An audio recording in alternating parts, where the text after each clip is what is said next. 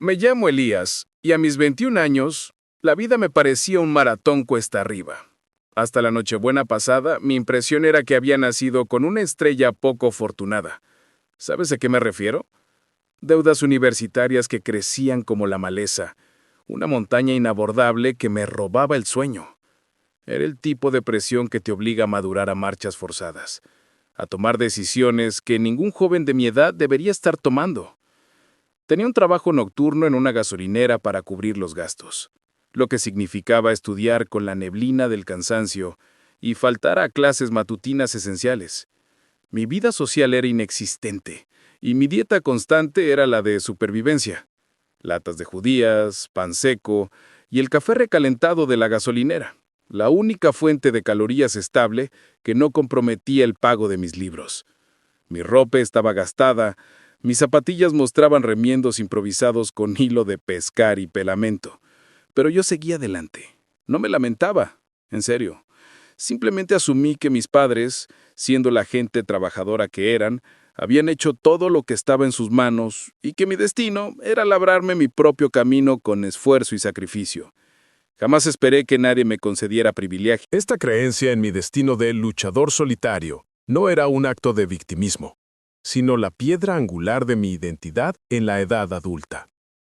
Había aprendido a depender únicamente de mí, rechazando cualquier ayuda por el convencimiento de que mis padres ya tenían suficiente con sus propias cargas.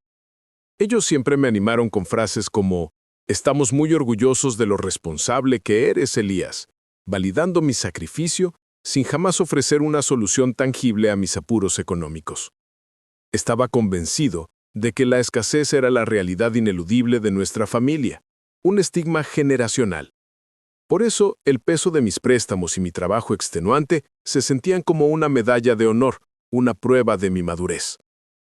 Sin embargo, ese encuentro familiar de invierno, la celebración de Nochebuena, una noche que prometía ser la habitual mezcla de formalidad tensa y el aroma a asado de cordero, derribó por completo la imagen que tenía de mi historia familiar.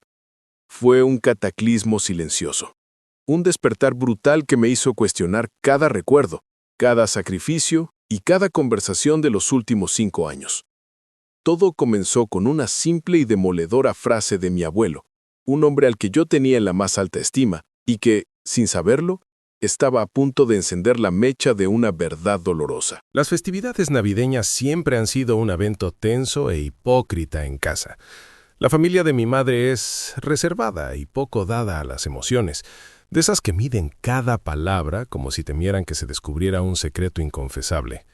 Pero la de mi padre, que organizaba la cena este año en su gran casa de campo, era conocida por su aire rígido y formal, donde la fachada de éxito y decoro era más importante que la conexión real. Había una presión silenciosa para que todo pareciera perfecto. La abuela Elena preparaba su famoso asado de cordero, un plato que supuestamente simbolizaba la unión familiar, pero que a mí solo me recordaba la distancia emocional que nos separaba. Mientras tanto, mi abuelo, don Miguel, un hombre de negocios retirado, con un sentido del honor muy marcado, ofrecía discursos interminables sobre la importancia de la herencia, la responsabilidad y el futuro de la estirpe. Yo había regresado del campus agobiado por el peso de los proyectos pendientes, sintiendo que cada minuto allí era tiempo perdido que debería estar dedicando a estudiar o trabajar. Estaba sentado junto a mi prima, Sofía, que a sus 14 años estaba completamente concentrada en su tablet, apenas prestando atención a la comida, agradecida de que su burbuja digital la aislara de la incómoda formalidad de los adultos. Mis padres, al otro lado de la mesa de caoba, charlaban alegremente con mis tíos sobre inversiones y viajes, como si la constante falta de comunicación y el profundo silencio sobre mis luchas económicas fuera algo perfectamente normal, o peor aún, mi responsabilidad. Ya con los platos a medio terminar y el aire cargado de un ambiente falsamente festivo, el abuelo levantó su copa de cristal con un tintineo que silenció a todos. Era un ritual que reservaba para momentos de solemnidad o para reafirmar los valores de la familia. Nos miró a todos, uno por uno. «Por la salud y la prosperidad de esta familia», dijo con voz clara y resonante, bebiendo lentamente. y por ver cómo la semilla que plantamos florece con todo su esplendor en la próxima generación gracias al trabajo duro y a la previsión. Hubo un coro de asentimientos educados, seguido por el sonido de los cristales al chocar, ese sonido hueco y familiar. El abuelo, con una sonrisa bondadosa, deslizó su mirada por la mesa y entonces me miró directamente a mí. Fue una mirada de genuino afecto y orgullo, y en ese preciso momento soltó la bomba. Una frase que, para él, era un cumplido y una afirmación de su legado. Elías, me da mucha tranquilidad saber que el fideicomiso de estudios que creamos te está dando el respaldo necesario para concentrarte en tus estudios. El tiempo se detuvo, un parón absoluto que solo se rompía por el zumbido de mi propia sangre corriendo. Mi corazón dio un salto brusco y doloroso, como si un cable tenso se hubiera roto en mi pecho. Por un momento, no pude respirar. Sentí un frío glacial. Parpadeé, tratando de procesar esas palabras que no encajaban en mi realidad de ramen y deudas. Mi voz salió débil, apenas audible sobre el repentino y abrumador silencio de la sala. ¿Qué fideicomiso? La pregunta era más una declaración, una negación desesperada de la posibilidad que esas palabras acababan de abrir. Vi la reacción sísmica en mis padres. Mi padre, que en ese instante apuraba su copa de vino tinto, tosió violentamente, escupiendo parte del líquido sobre su servilleta con un gesto que no era solo físico sino una evasión desesperada. Mi madre, a su lado, palideció de golpe, como si una sombra fría la hubiera cubierto. El color abandonó su rostro tan rápido que su tez adquirió una tonalidad cenicienta, traicionando el pánico. Mi tía, una mujer generalmente inexpresiva, se quedó con la boca abierta, incapaz de disimular su asombro. Incluso Sofía, mi prima pequeña, ajena a todo, detuvo el movimiento de sus dedos sobre su tablet y levantó la mirada. El abuelo, don Miguel, ajeno al torbellino que había desatado, frunció el ceño con una profunda incomprensión. El fondo que abrimos para tu educación el día que naciste. Lo hicimos con un fideicomiso, con aportaciones anuales. ¿Nadie te lo dijo? ¿De verdad estás pagando la universidad solo? Su voz reflejaba una mezcla de incredulidad y decepción, un tono que nunca antes le había escuchado. El silencio se hizo espeso, casi asfixiante. Era el sonido de la verdad, filtrándose a través de la mentira. Y en medio de él, Sofía, la más pequeña e inocente, cuya simple pregunta se convirtió en el clavo final en el ataúd de la farsa. Ella me miró con sus grandes ojos infantiles y preguntó con un susurro audible. Espera, ¿no te habías enterado? Pero si los abuelos siempre hablan de eso en Navidad. No pude articular palabra. Sentí un vacío helado expandirse desde mi pecho. Un dolor sordo y profundo que era más que físico. Me giré hacia mis padres, buscando una explicación, una negación, cualquier cosa. Pero no pudieron sostener mi mirada. Era una rendición silenciosa. Mi madre examinaba su plato de porcelana con una atención inusual, contando los granos de sal o las migajas como si su vida dependiera de ello. Mi padre, en un gesto reflejo de huida, buscó refugio en su bebida, apurando el vino como si fuera a darle el valor para afrontarme. «¡Elías!», insistió el abuelo con creciente desconcierto, su voz ya no tan firme. ¿El fondo no ha estado cubriendo tus matrículas? Desde hace años hemos aportado religiosamente cada mes, en cada celebración de cumpleaños, en cada Navidad, incluso en los años difíciles de la crisis. La mención de esos sacrificios, desconocidos para mí, me golpeó como un latigazo. Tragué con dificultad. Nunca supe de la existencia de tal fondo, dije. Mi voz apenas un susurro que sonó sorprendentemente firme en el silencio. La frialdad de la incredulidad reemplazó a la confusión. Mi abuela, Elena, que había permanecido tensa, abrió la boca para hablar, pero se quedó en silencio, incapaz de empezar a explicar lo inexplicable. Mi tía, Laura, se acercó ligeramente a la mesa, sus cejas levantadas en un gesto de cálculo. Su pregunta fue la más aguda. ¿Y quién ha gestionado ese capital? Si estaba destinado a Elías, ¿por qué vosotros autorizasteis retiradas? La verdad empezó a desvelarse a tirones. Mi padre se aclaró la garganta, un sonido forzado que rompió el tenso silencio. Consideramos que no era necesario que lo supiera, dijo, aún mirando su plato, incapaz de mirarme a los ojos. Él ya es muy independiente. ¿No considerasteis necesario informarme de que existía un fondo para mi universidad? Mi voz se quebró de rabia al pronunciar la palabra existía, enfatizando su pasado. Me levanté un poco, apoyándome en la mesa, temblando. ¿Me dejasteis trabajar 20 horas en una gasolinera sabiendo que tenía ese dinero? Lo utilizamos, dijo mi madre rápidamente, su voz tensa y aguda como un violín desafinado. Fue una necesidad imperiosa, para las reparaciones urgentes del piso, para deudas inesperadas y para cubrir ciertos gastos de tu hermana. Pensamos que era lo mejor para la estabilidad de todos. Ella ya no estaba mirando su plato, me estaba mirando a mí, pidiendo comprensión con los ojos. El abuelo pasó de la perplejidad a la furia helada. Su rostro se endureció. ¿Que lo utilizasteis? ¿A qué te refieres con que usasteis el fondo de Elías? Mi padre lanzó una mirada desesperada al abuelo, una advertencia de que no siguiera. Luego se giró hacia mí, intentando suavizar la realidad con excusas. Elías, estuvimos en un aprieto económico del que no hablamos.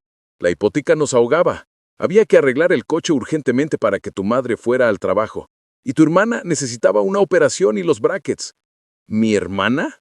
La interrumpí, cortándola de golpe con una rabia incontrolable. ¿La que vive en el extranjero? ¿Que no terminó el bachillerato y nunca fue a la universidad? ¿Esa hermana tuvo prioridad sobre mi educación y mi futuro? Todo fue por el bienestar de la familia, replicó mi madre, elevando el tono hasta casi gritar. Tú no lo entiendes, eras un niño. No recuerdas lo terrible que fue la crisis, lo cerca que estuvimos de perderlo todo. Sus palabras intentaban justificar su traición, apelando a la victimización. Me levanté de golpe. El ruido estridente de la silla rasgando el suelo de madera noble fue el sonido más fuerte de la noche, cortando la tensión como un cuchillo afilado. Todos los rostros en la mesa, desde el más cercano hasta el más lejano, me observaban. No había ya ni asado de cordero ni formalidades, solo un hijo traicionado. Mi voz, aunque ligeramente temblorosa, se cargó de la frustración acumulada de años. Podríais haberme dicho la verdad en cualquier momento. No hacía falta mentir. Me dejasteis cargar con préstamos insostenibles, con intereses que me ahogaban. Me hicisteis trabajar 20 horas semanales, turno tras turno en esa gasolinera, para apenas sobrevivir. Creí que éramos pobres, que mi sacrificio era una necesidad familiar. Creí que hacía lo correcto, esforzándome hasta el agotamiento. Y todo ese tiempo, teníais mi futuro retenido bajo vuestra administración, mientras yo vivía al borde del colapso.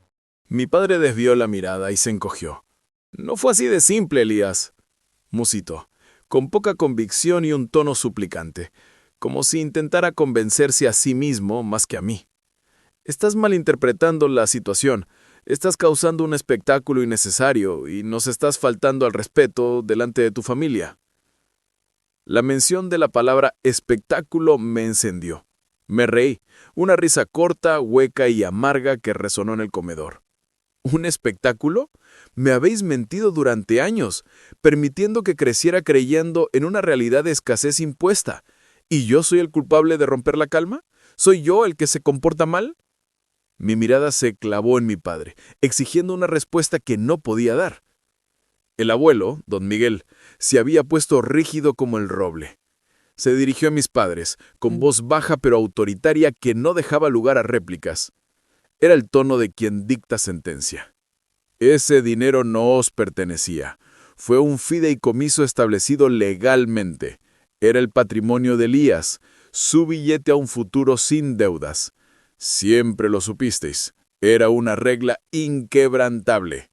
Mi madre, en un último intento desesperado de desviar la culpa o justificarse, comenzó: «Bueno, si no hubierais insistido en ponerlo a nuestro nombre, habría sido más complicado gestionarlo».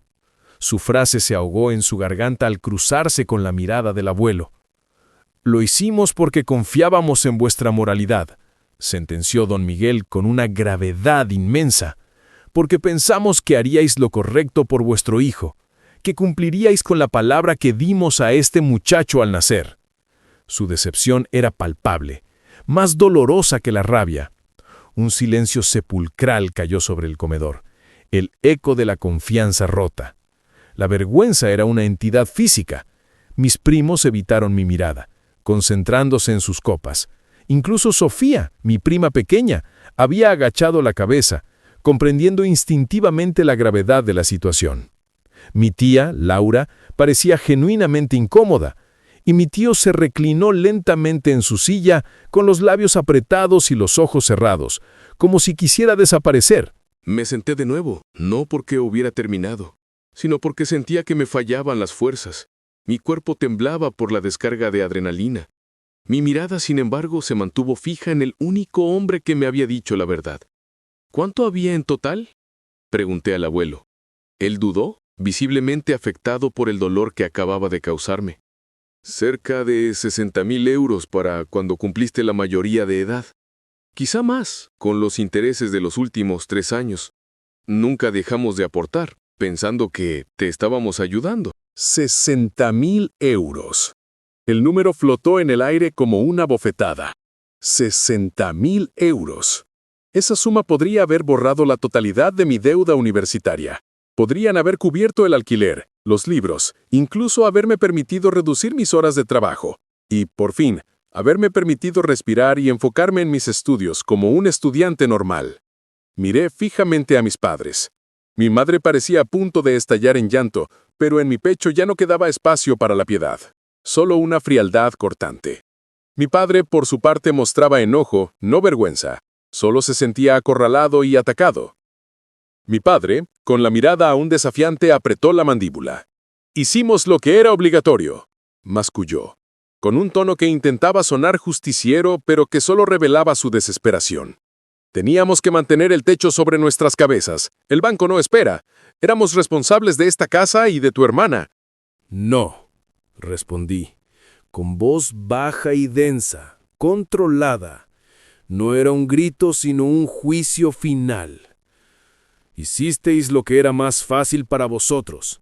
Elegisteis el camino de la conveniencia personal, el de la mentira silenciosa en lugar del camino difícil de la verdad.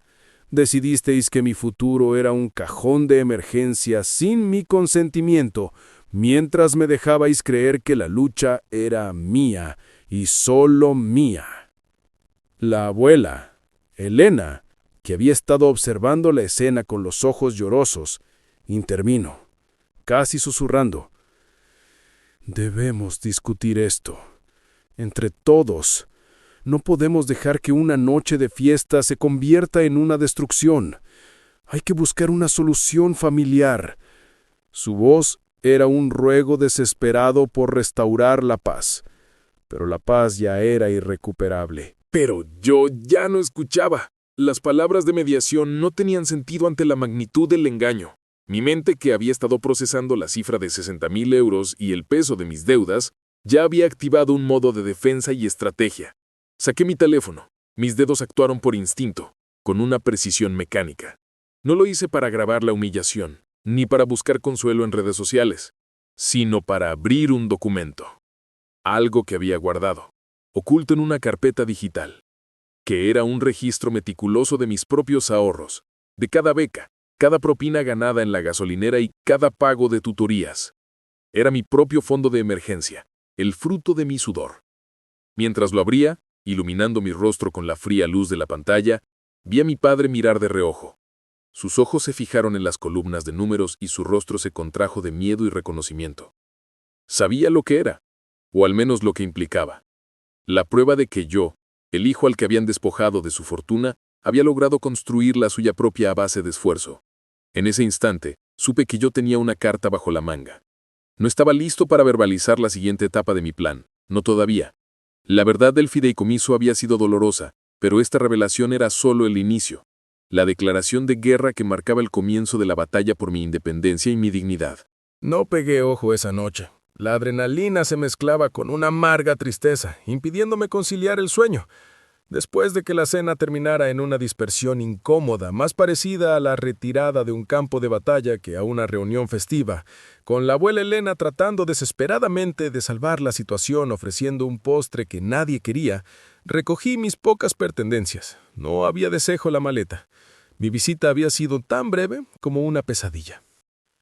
Antes de irme, le dejé una nota al abuelo Miguel sobre la mesa auxiliar, breve y concisa, dándole las gracias por el asado, por su honestidad inherente y sobre todo por la verdad, aunque ésta hubiera sido revelada de forma involuntaria y hubiera destrozado mi mundo. Salí de aquella casa silenciosa, que había pasado de ser un símbolo de seguridad a un monumento a la mentira. El camino de vuelta a mi pequeño apartamento universitario fue ensordecedor.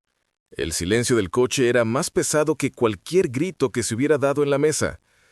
Las luces de la carretera parecían borrosas, reflejando el caos en mi cabeza.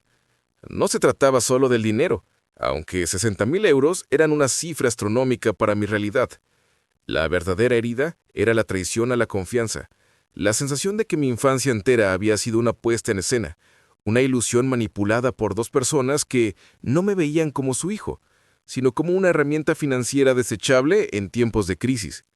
La idea de que me habían observado luchar, pidiendo préstamos y trabajando de noche, sabiendo que yo tenía un cojín de seguridad, era lo que más dolía. El documento que abrí al llegar al apartamento, mi pequeño registro detallado de cada céntimo que había ahorrado, se sintió irónico. Era mi prueba de supervivencia. Becas ganadas con sudor, ingresos de trabajos de tutoría, salario de mi empleo a tiempo parcial en la gasolinera.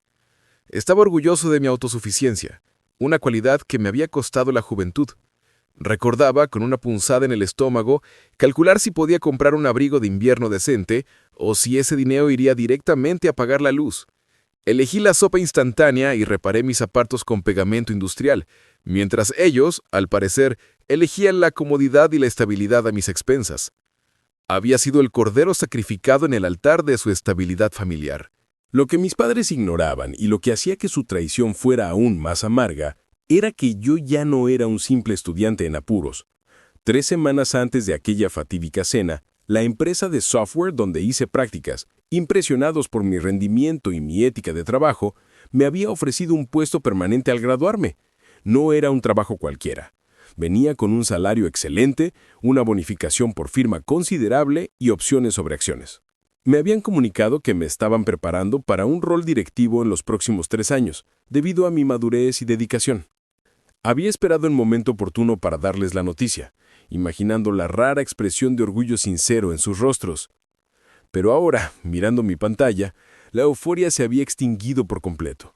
Me preguntaba si realmente quería compartir algo de mi éxito, fruto de la lucha que ellos me habían impuesto, con las personas que activamente habían intentado sabotear mi base financiera. La duda se instaló. ¿Merecían ser testigos de una victoria que solo existía gracias a mi esfuerzo a pesar de ellos? Los días siguientes a Nochebuena fueron un vacío helado. Me sumí en una especie de cuarentena emocional, dedicando mis pocas horas libres a repasar mis apuntes, pero con un ruido constante en la cabeza. Mis padres, sorprendentemente, no me llamaron. Supongo que esperaban que el tiempo curara la herida, o, peor aún, que yo cediera al rol de hijo obediente y volviera a casa arrastrándome. Solo recibí un breve y cálido mensaje de la abuela. Pienso en ti. Te quiero. No respondí. No por rencor, sino porque cualquier palabra que no fuera una disculpa directa de mis padres me parecía insuficiente y desviaba la atención del problema central. Pero la tregua duró poco. A las 48 horas, los mensajes comenzaron a llegar, escritos en el lenguaje de la culpa y la manipulación. Mi madre, apelando al sentimentalismo: «Elías, hablemos. Por favor, reunámonos. No puedes hacer esto». Mi padre, con su habitual tono de superioridad: «Estás actuando con inmadurez y te estás dejando llevar por las emociones. Esto es mucho más complejo de lo que crees. Llama». El asesor me proporcionó el historial de transacciones. Cuando abrí el archivo, sentí náuseas. Los datos eran inconfundibles. El fondo había sido agotado de forma sistemática durante 8 años, con extracciones regulares que coincidían con crisis familiares o gastos importantes. Confirmaron que todas las transacciones habían sido autorizadas por mis padres y que el saldo era 0. Ahí estaba, el rastro, los fríos y demoledores números, que detallaban mi sacrificio en su beneficio. Ni siquiera se habían molestado en ser sutiles o en ocultar las pruebas. La falta de cuidado era una muestra más de su arrogancia, la creencia de que yo nunca lo sabría. Pregunté al asesor, con la voz seca, si había recursos legales que pudiera tomar. La respuesta fue inmediata y sin rodeos. El profesional fue claro. Deberías buscar asesoría legal de inmediato. Dada la naturaleza del fideicomiso, que fue etiquetado para tu formación universitaria, y no como un fondo familiar flexible, las acciones de tus padres podrían catalogarse legalmente como apropiación indebida o incluso fraude. Esto es especialmente grave porque se te estaba obligando a incurrir en deuda, mientras el capital destinado para ello estaba siendo desviado. La palabra fraude resonó en el pequeño apartamento, fría y final, confirmando que mis padres no solo habían fallado como figuras paternas, sino que habían cometido un delito financiero contra mí. Y lo hice. Siguiendo el consejo del asesor bancario, inmediatamente concerté una cita con el Servicio de Asistencia Legal de la universidad. No podía permitirme un abogado privado, pero los servicios del campus eran mi única opción. Les entregué el expediente completo, los documentos originales del fideicomiso firmados por mis abuelos, los extractos bancarios que mostraban el drenaje progresivo, y mi propio historial de préstamos y nóminas de la gasolinera. La abogada, una mujer joven y profesional, examinó los papeles con una expresión de creciente seriedad. Al terminar me miró fijamente y me dijo, con una voz que transmitía una gravedad inmensa: Elías, basándonos en la finalidad del fondo, esto no es solo un incumplimiento de confianza, esto podría ser constitutivo de fraude o malversación de fondos. Me resistía con todas mis fuerzas a creerlo. La frialdad legal de la palabra fraude chocaba brutalmente con mi memoria. Eran mis padres. Eran las personas que me habían enseñado a nadar en la piscina del barrio. Me compraron mi primera bicicleta de carreras y me consolaron de cada rasguño.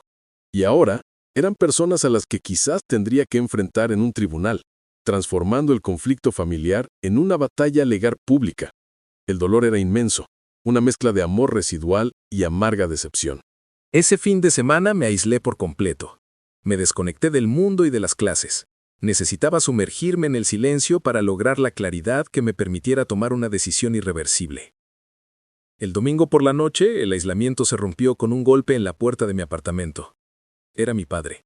Se veía visiblemente exhausto, con arrugas más marcadas y los ojos hundidos, como si tampoco hubiera dormido.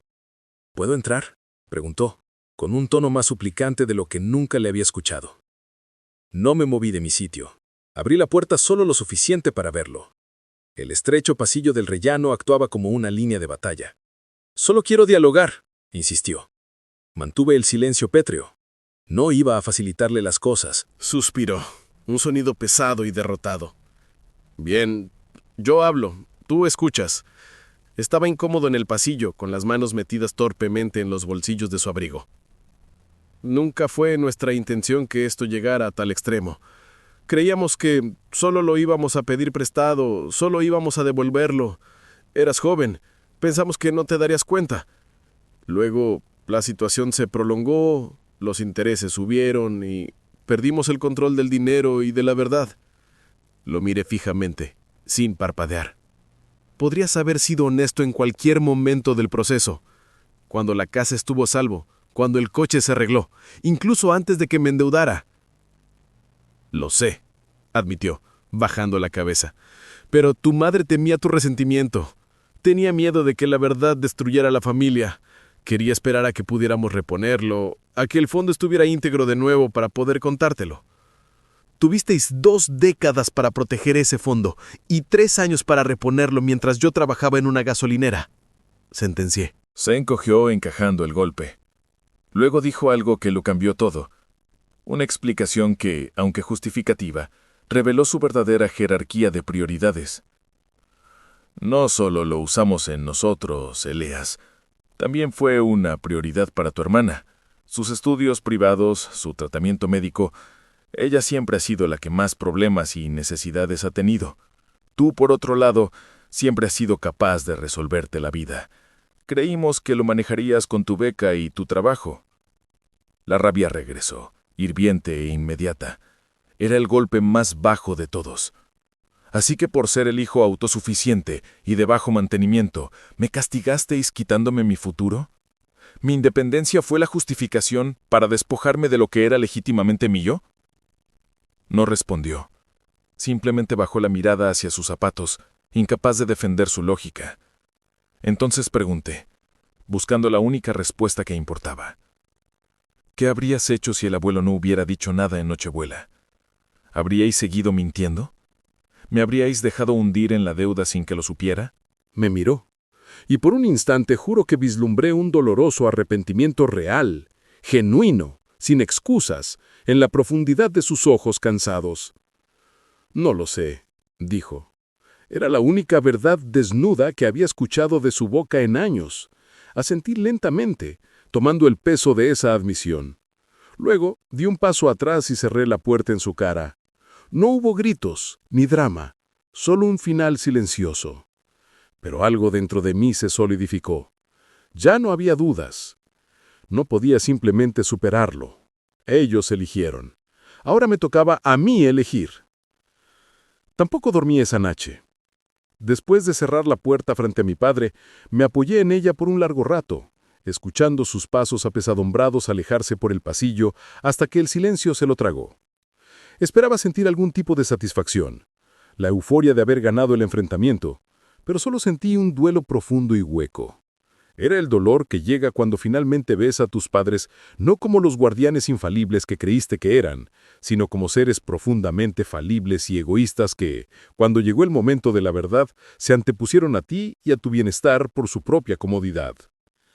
Había perdido a los padres de mi infancia, y a cambio, solo había ganado un caso de fraude. A la mañana siguiente, el proceso continuó con un breve y desesperado mensaje de mi madre. 4 palabras.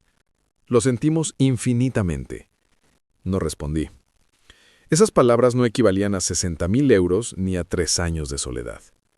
Fui a clase, fingí tomar apuntes, fingí escuchar al profesor de economía, pero mi mente seguía reproduciendo el mismo bucle torturador.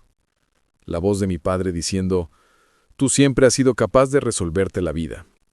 Era una frase que se retorcía en mi memoria, revelando la espantosa verdad. Mi independencia había sido la razón para negarme la ayuda. Como si mi capacidad para estar bien fuera una justificación para dejarme luchar, para hacerme creer que no merecía el apoyo que me correspondía. Me sentí doblemente traicionado, por el engaño y por el castigo implícito a mi propia fortaleza. Esa noche, decidí que las súplicas y el duelo debían terminar. Me senté con mi portátil y comencé a redactar una solicitud legal formal. La abogada de asistencia legal me había guiado meticulosamente a través de los pasos, asegurándole de que cada término fuera correcto y que el procedimiento fuera impecable. Si el fideicomiso estaba designado irrevocablemente para mi educación, mis padres eran legalmente responsables de la malversación.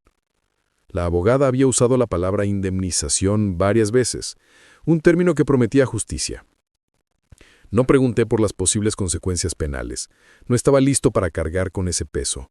Solo estaba listo para empezar el proceso de recuperación. Actué con determinación. Presenté la solicitud a través de los canales adecuados del banco, con el apoyo de la asesoría legal universitaria. Envié copia tanto al departamento fiduciario del banco como a mi propia asesora legal. La documentación era irrefutable. Sin embargo, mantuve un secreto. Aún no se lo dije al abuelo Miguel. Temía su reacción. Él era el ancla moral de la familia. Él todavía creía en la familia como una unidad sagrada, y una demanda contra sus propios hijos podría destrozarlo. Yo, en cambio, ya no estaba seguro de creer en ese concepto idílico de familia nunca más. Estaba solo en esto, y así debía ser, para asegurar mi propia supervivencia. 2 días después de presentar la solicitud formal, mi burbuja de aislamiento se rompió con una llamada de un número oculto. Normalmente la ignoraría, pero mi instinto me dijo que debía contestar. Lo hice. Era mi madre. Elías, dijo, con la voz entrecortada, como si hubiera llorado sin descanso. La compostura que había mantenido en la cena se había desmoronado ante la amenaza legal. Hemos recibido la notificación del banco. Por favor, no continúes con esto. Lo devolveremos. Lo solucionaremos. No tienes por qué destruir todo lo que hemos construido. La palabra destruir resonó con una intensidad dramática. No dije nada al principio, obligándola a esperar en el silencio cargado. Mi primera pregunta fue directa y cortante. ¿Cuánto exactamente sustrajisteis? ¿Podrías darme la cifra total que os gastasteis de mi fondo? Ella vaciló. La negación era su reflejo habitual. No llevamos la cuenta. Fue a lo largo de los años, en varias cosas, Elías. No fue de golpe. Su incapacidad o negativa a admitir la cifra exacta era una capa más de su evasión. El banco sí lo hizo, dije sin emoción, con una voz plana que contrastaba con la tormenta en mi interior. El silencio telefónico fue ensordecedor. Finalmente, intentó volver a la manipulación. No pensamos que esto te afectaría tanto. Tienes becas, estás bien. La palabra bien era el clavo final. Quería explotar, gritarles la verdad de mi miseria. Pero forcé mi voz a mantener la calma, la misma calma fría que un abogado usa en la sala. He comido conservas baratas y vencidas durante 3 años para no gastar mis ahorros, mamá. He caminado kilómetros bajo la lluvia helada de invierno llegando tarde a clases porque no podía pagar un simple pase de transporte. Me dejasteis a mi suerte, asumiendo una carga de miseria autoimpuesta mientras vosotros fingíais que no existía nada. ¿Y esperáis que me sienta agradecido por solventar la situación? ¿Por sobrevivir a vuestra traición? Intentábamos asegurar a la familia, susurró, intentando usar la excusa de la unidad como escudo. No, corregí, tajante. Intentabais sobrevivir a vuestra propia irresponsabilidad, y al hacerlo, elegisteis vuestras prioridades de forma clara, y yo no estaba entre ellas. Colgué. No hubo despedida, solo el corte seco de la llamada. Me quedé de pie, mi espalda pegada a la pared fría del apartamento, sin aliento. Mis manos temblaban violentamente, pero esta vez no era por miedo, sino por el agotamiento emocional de haber finalmente pronunciado la verdad innegable y de haber puesto un límite. La paz familiar estaba rota, pero mi dignidad, por fin, comenzaba a reconstruirse. En la semana siguiente, la noticia de mi acción legal se filtró. No sé cómo. Tal vez fue la tía Laura. O quizá el banco tuvo que notificar a todos los involucrados en el fideicomiso original. Lo importante era que el silencio había terminado. El ambiente familiar estaba roto. El abuelo, don Miguel, me llamó el domingo. No usó un número oculto, me llamó directamente. Elías, dijo con voz tranquila, que sonaba más envejecida que de costumbre, pero firme. Lo siento, dijo, y su voz se quebró ligeramente. Tú no eres responsable, abuelo, respondí, sintiendo que un nudo se aflojaba en la garganta. Acepté. Nos encontramos en un café tranquilo en las afueras del campus, un lugar sobrio y discreto. Él ya estaba sentado en un rincón apartado, removiendo lentamente su café solo, como si estuviera revolviendo un problema insoluble. Me miró sin la sonrisa habitual, con una expresión de profunda tristeza. Lo siento, dijo, y su voz se quebró ligeramente. Tú no eres responsable, abuelo, respondí, sintiendo que un nudo se aflojaba en la garganta. No, dijo, con un suspiro que venía del alma. Pero fui yo quien insistió en la creación del fondo, y confié en ellos para administrarlo. Mi responsabilidad era supervisar y no lo hice por completo, por respeto a su privacidad. Me senté frente a él. Revisé el fondo con el banco, Elías. Está desaparecido. Todo. Ya he hablado con los asesores. Si deseas proceder con la demanda civil para obtener la indemnización, tienes todo el derecho. Te apoyaré. Me quedé en silencio asimilando la magnitud de su aceptación. No era solo apoyo, era la confirmación de que mis acciones eran justas. También descubrí algo más, añadió, bajando la voz. Cuando tu padre me pidió poner el fondo a nombre de ambos, dijo que era por facilidad de gestión y seguridad en caso de que yo faltara. Le creí. Me miró y sus ojos reflejaron una profunda vergüenza que no le pertenecía. Fui ingenuo. Un hombre de negocios debería haber puesto más candados legales a ese dinero. Su dolor era mi dolor. Nos quedamos un momento en un silencio respetuoso. Guardaron el secreto durante más de 10 años, dije, articulando la amarga verdad en voz alta. Y la única razón por la que lo sé es por una casualidad, por un comentario que hiciste sin saber la realidad. Él asintió lentamente. Luego, Con un movimiento deliberado, sacó un sobre de papel grueso de su bolsillo y lo puso sobre la mesa, deslizándolo hacia mí. No puedo arreglar el daño emocional que te han causado ni el tiempo que perdiste, pero esto es un inicio para saldar una deuda moral. Miré el sobre sin tocarlo, entendiendo su significado simbólico. Y quiero que sepas que cambiaré mi testamento esta semana. Me miró a los ojos con total seriedad.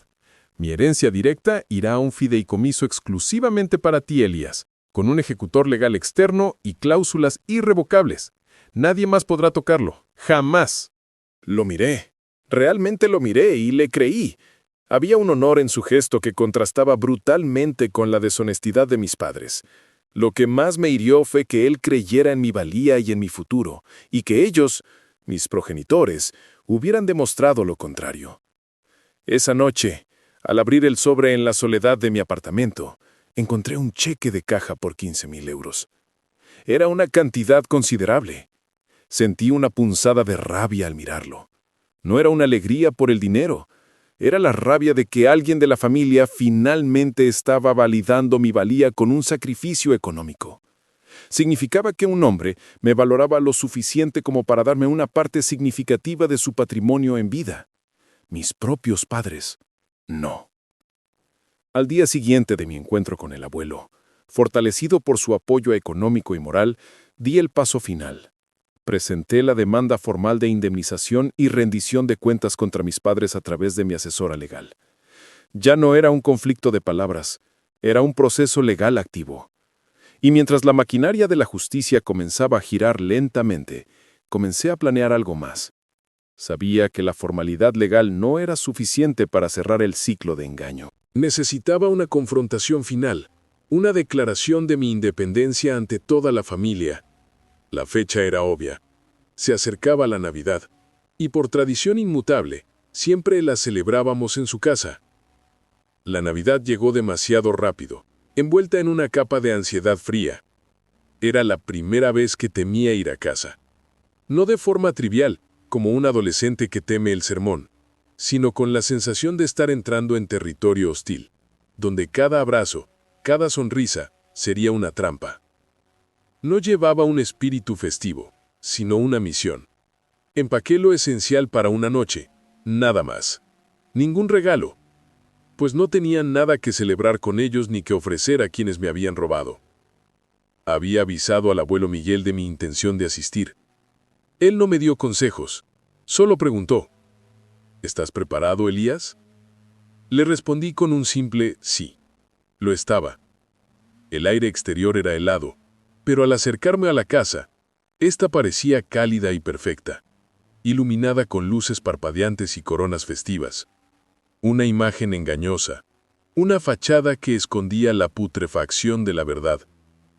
Al entrar, el olor a pino fresco y a la tradicional comida navideña me recibió, una oleada de normalidad que me pareció grotesca.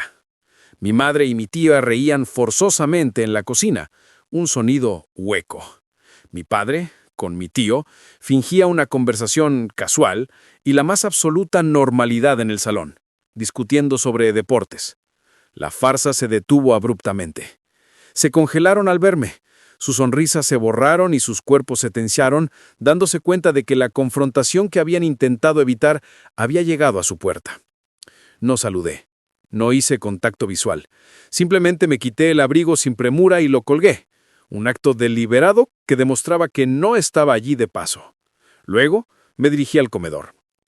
El abuelo Miguel, sentado a la cabecera, me asintió con un gesto sutil, confirmando nuestro pacto.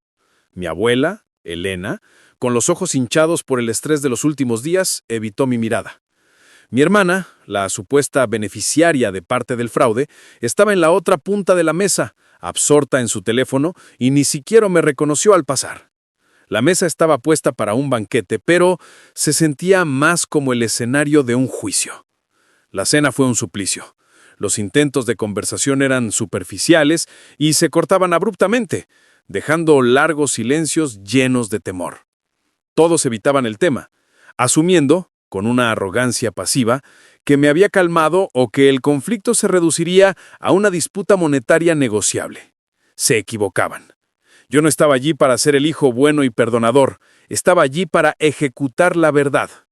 Llegó el momento inevitable del brindis, un ritual que mi padre no podía saltarse sin admitir la catástrofe.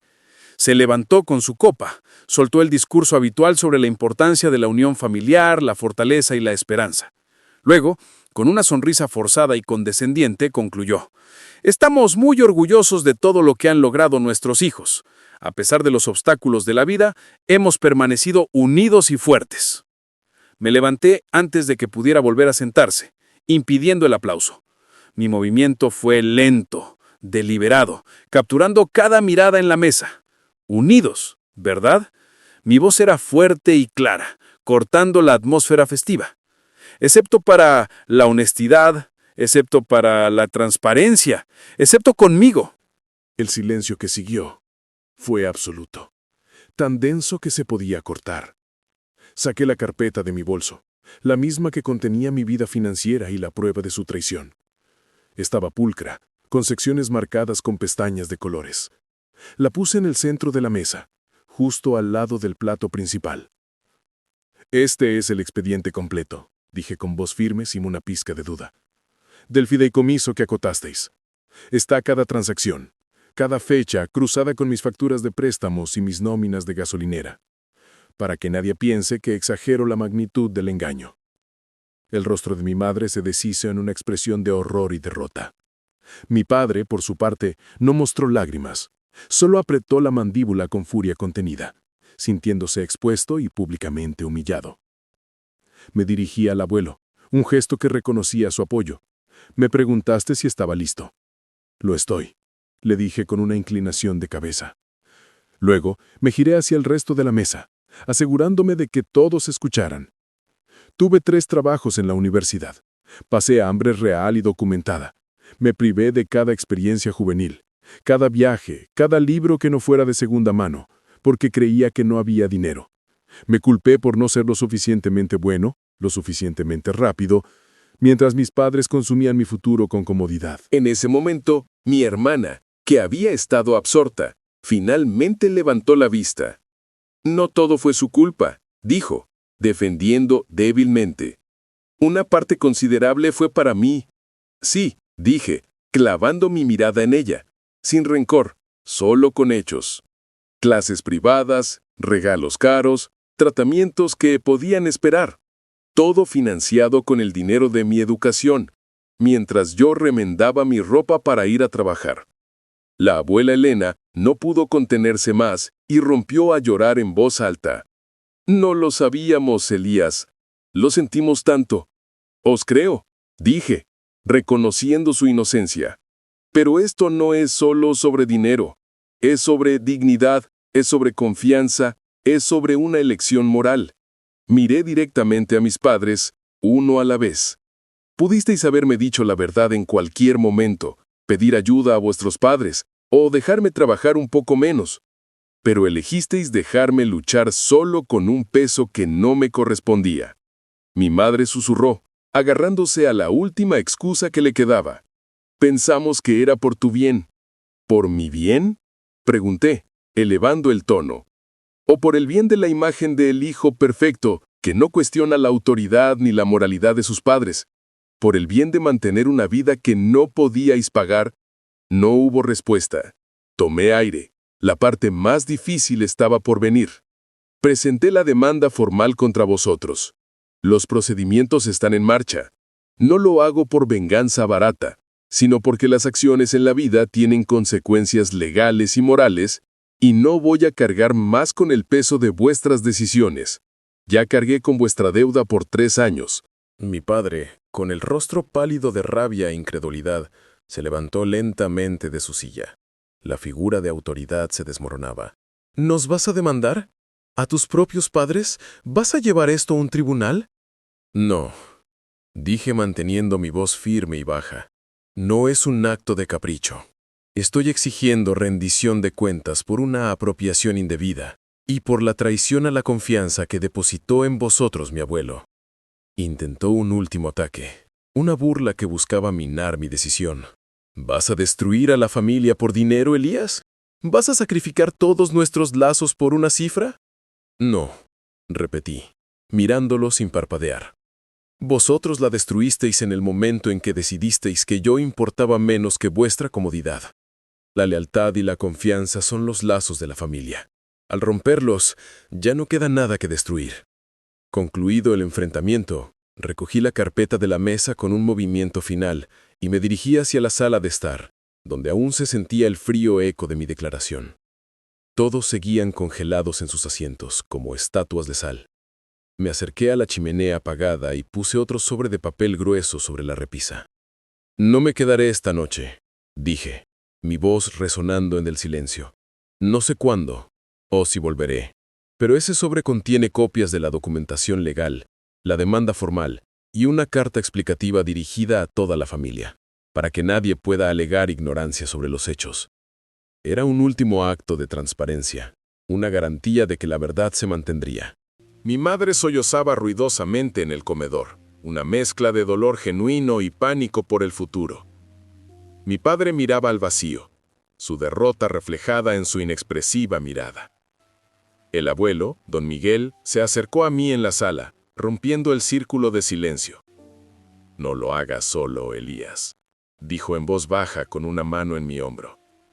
«Recuerda que tienes más familia de la que crees». Su apoyo era mi único consuelo. Asentí. «Lo sé. Gracias por tu honestidad, abuelo». Me abrazó con fuerza, el único gesto sincero de aquella noche. Luego, sin mirar atrás, salí de la casa, cerrando la puerta tras de mí y enfrentando la noche helada. Nadie me siguió. El silencio era, por fin, mío. Una semana después, el banco confirmó el inicio formal de la investigación.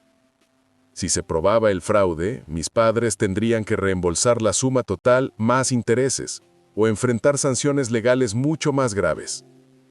No sentí alegría ni venganza, solo la sensación de una deuda moral saldada y de haber defendido mi dignidad. Con el cheque de 15.000 euros del abuelo, pagué parte de mi deuda universitaria más urgente. El resto lo puse en una cuenta de ahorros, la base de mi verdadero futuro. Me gradué con honores y a la semana siguiente comencé mi puesto fijo en la empresa de software. Conseguí mi primer sueldo completo. Compré un par de zapatos nuevos, elegantes y resistentes, sin parches. Mis padres y yo no hemos hablado desde la Nochebuena. El contacto se limitó a los abogados. Pero a veces, en la quietud de mi nuevo apartamento, recuerdo esa cena, la frase accidental del abuelo. Y me doy cuenta de que la verdadera pérdida no fue económica, sino la pérdida de fe en la unidad familiar. Entender que quienes debían protegerme me traicionaron. Pero sigo adelante, independiente y más fuerte, y finalmente sé lo que valgo.